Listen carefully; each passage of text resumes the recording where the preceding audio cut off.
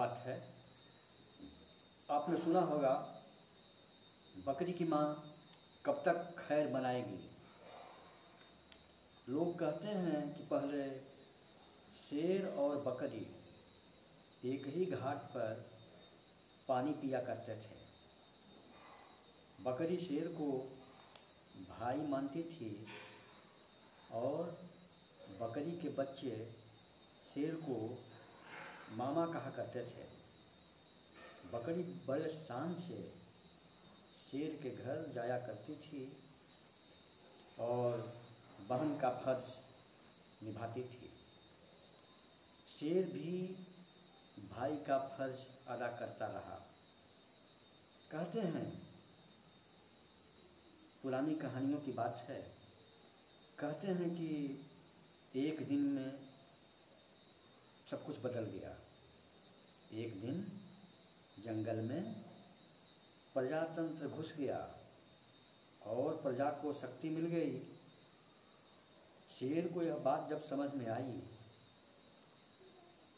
तो उसने पशुओं को मार मार करके खाना शुरू कर दिया तथा बकरी की गर्दन मरोड़ दी और बकरी को खा गया।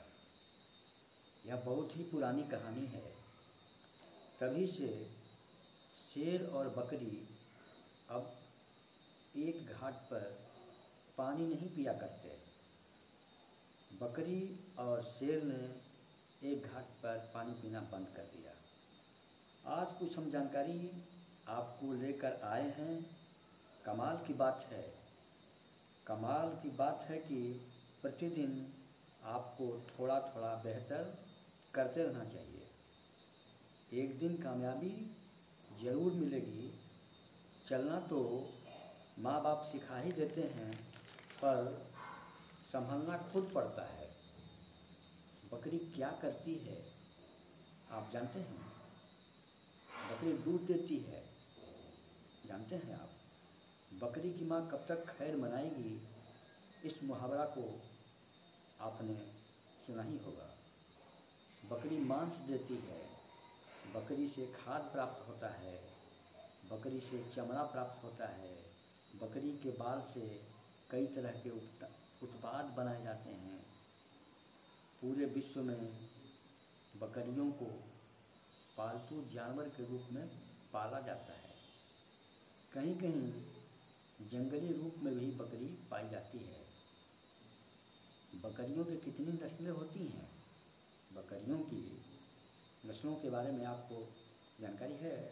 कितनी नस्लें होती हैं? दुनिया भर में कई नस्लें होती हैं बकरियों की और लगभग 300 नस्लें बकरियों की पूरे विश्व में पाई जाती हैं। भारत में लगभग 20 प्रकार के नस्लों की बकरियां प्राप्त होती हैं। बकरी एक स्तनधारी प्राणी है। बकरी एक स्तनधारी जानवर है। यह 2 खुर वाली होती है। इसकी फैमिली बोवड़ी है, यह बोवड़ी फैमिली से आती है और बकरी का वैज्ञानिक नाम कैप्रा एग्रेगस हिरकस है। बकरी को मध्य एशिया और भारत में तथा पूर्वी चीन से लेकर कैस्पियन सागर तक और रूस से लेकर अफ़गानिस्तान तक के लोग बकरियों को एक डरपोक जीव मानते हैं। बकरी को डरपोक इसलिए मानते हैं कि बकरी डरपोक होती है, उसका स्वभाव डरपोक होता है। बकरी का एक नाम बुज भी है। बुज का अर्थ डरपोक होता है, इसलिए बुजदिल शब्द का प्रयोग किया जाता है। बुजदिल, कमज़ोर दिल वाला, डरपोक स्वभाव वाला, कमज़ोर व्यक्ति, कमज़ोर हृदय वाला। इसी बुज शब्द से ही बुजदिल शब्द बना है। बुजदिल का अर्थ होता है बकरी जैसा डरपोक। बकरियों की प्रमुख नस्लें हैं चंबा, गद्दी, कश्मीरी, जमुनापरी, पश्मीना, बर्बरी, बीटल, ब्लैक बंगाल, ओस्मानाबादी और भी कई नस्लें हैं जो कि हमारे भारत में पाई जाती हैं। जमुनापरी बकरी बड़े आकार की होती है। इस नस्ल की बकरी की टांगें लंबी, शरीर का वजन 60 किलो तक और वयस्क बकरे का वजन लगभग 90 किलो तक का होता है। इस नस्ल की मूल उत्पत्ति यमुना नदी और चंबल नदी के बीच का क्षेत्र माना जाता है, जो कि आजकल का उत्तर प्रदेश का इटावा जिला कहा जाता है। जमुनापरी बकरी अपने 250 दिन के दुग्ध काल में 360 किलो से लेकर के 544 किलो तक दूध देती है। जमुनापरी बकरी के दूध में वसा की मात्रा भी अच्छी होती है, जो कि 3.5 से 5.0 तक होती है। एक बकरी एक साल में 2 बार बच्चे दे सकती है। बकरी का गर्भपात, बकरी का गेस्टेशन पीरियड, बकरी का गर्भकाल लगभग 5 से 6 महीने का होता है। विश्व में बकरी का उपयोग सबसे ज़्यादा उसका मांस खाने के लिए किया जाता है। बकरी एक जगह ही खड़ी होकर अपने चारों तरफ और हर जगह ऊपर नीचे दाएं बाएं देख लेती है, मतलब 300 डिग्री तक अच्छी तरह से देख सकती है। एक बकरी की औसत आयु 12 से 15 वर्ष तक की होती है। बकरियां हमेशा ही खाते रहती हैं। सामान्यतः एक बकरी दिन में 3 से 4 किलो तक चारा खा जाती है। बकरियां अकेले रहना नहीं पसंद करती हैं। बकरियां हमेशा ही समूह में रहना पसंद करती हैं। बकरी के बच्चे जन्म के बाद कुछ ही मिनटों में चलने और मिमियाने लगते हैं, मतलब बोलने लगते हैं, कूदने लगते हैं। कुछ ही मिनटों के बाद पैदा होने के कुछ ही मिनटों के बाद बोलने लगते हैं, कूदने लगते हैं। चंद सेकंडों के बाद ही बोलना चालू कर देते हैं, मिमियाने लगते हैं। विश्व बकरी दिवस कब मनाया जाता है? आपको पता होगा, नहीं पता है तो जान लीजिए। विश्व बकरी दिवस अगस्त महीने की 21 तारीख को मनाया जाता है पूरे विश्व में।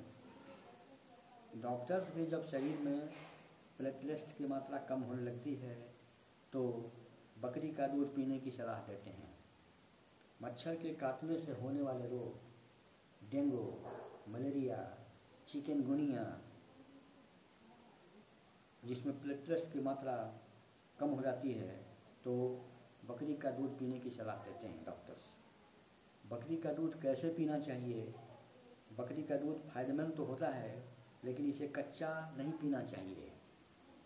इसे कच्चा पीने से बकरी के दूध में कई प्रकार के बैक्टीरिया पाए जाते हैं जो शरीर को नुकसान पहुंचा सकते हैं और आपकी सेहत पर असर डाल देते हैं। गांधी जी की बकरी की बात के बारे में आप जानते होंगे। गांधी जी का बकरी प्रेम आपको पता होगा, पता है आपको, नहीं पता है तो जान लीजिए। जब प्रथम विश्व युद्ध समाप्त हो चुका था, गांधी जी की तबीयत कमज़ोर हो चुकी थी। गांधी जी को बवासीर का रोग हो चुका था और बवासीर से गांधी जी बहुत परेशान थे। तो बम्बई के एक डॉक्टर थे, डॉक्टर का नाम था डॉक्टर दलाल। डॉक्टर दलाल ने उनसे साफ शब्दों में कह दिया कि आप जब तक बकरी का दूध नहीं पिएंगे तब तक अच्छे नहीं होंगे। तो गांधी जी क्या किए कि बकरी के दूध का सेवन करना चालू कर दिए। गांधी जी पहले गाय का दूध भी नहीं पीते थे, भैंस का भी दूध नहीं पीते थे। कहते थे कि गाय का दूध पीना, भैंस का दूध पीना पशुओं के साथ क्रूरता है। लेकिन डॉक्टर दलाल की बात और कस्तूरबा गांधी के समर्थन से महात्मा गांधी जी ने बकरी का दूध पीना शुरू किया। डॉक्टर दलाल ने कहा था कि जब तक आप बकरी का दूध नहीं पिएंगे तब तक आप ठीक नहीं हो सकते। तो महात्मा गांधी ने बकरी का दूध पीना चालू कर दिया। गांधी जी जहाँ भी जाते थे अपने साथ बकरी ले जाते थे ताकि उनको बकरी का ताज़ा दूध पीने को मिल सके। गांधी जी की बकरी काजू और बादाम खाती थी और बकरी का मेंटेनेंस का खर्च इतना ज़्यादा था कि एक बार सरोजनी नायडू ने कह दिया कि गांधी जी की बकरी देश के लिए बहुत महंगी पड़ रही है। गांधी जी ने महात्मा गांधी जी ने पशु क्रूरता का विरोध करने के लिए दूध नहीं सेवन करने का संकल्प लिया था, लेकिन अंततोगत्वा डॉक्टर दलाल और अपनी पत्नी कस्तूरबा गांधी के कहने पर बकरी का दूध पीने लगे थे। गांधी जी जब 1931 ईस्वी में गोलमेज सम्मेलन में जब उपस्थित होने के लिए लंदन गए थे तो साथ में अपनी बकरी भी ले गए थे। गांधी जी अपनी यात्राओं में बकरी साथ लेकर चला करते थे। गांधी जी अपने जीवन के शुरू में मांस भी नहीं खाया करते थे, लेकिन सन 1906 के बाद गांधी जी अपने शुरू के दिनों में मीट नहीं खाया करते थे, मांस नहीं खाया करते थे, लेकिन सन 1906 के बाद उन्होंने मीट खाना छोड़ दिया। गांधी जी पहले मीट खाया करते थे, लेकिन 1906 के बाद उन्होंने मीट खाना छोड़ दिया तथा 1 लीटर गाय का दूध उनकी खुराक थी। गांधी जी का डाइट था, पहले कभी खाया करते थे गांधी जी।